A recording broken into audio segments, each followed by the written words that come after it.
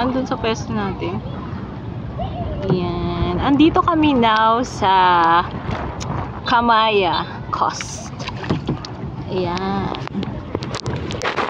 Pasyal-pasyal muna.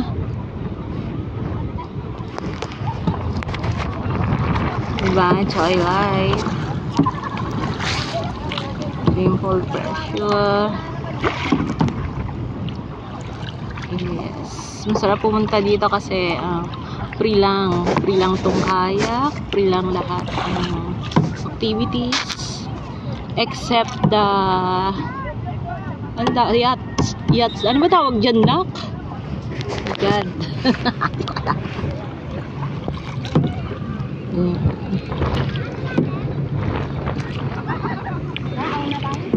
Wala pa. Hindi ba na? Ayan po ang aming jet ski pala. Yan, except yung jet ski. Ayan.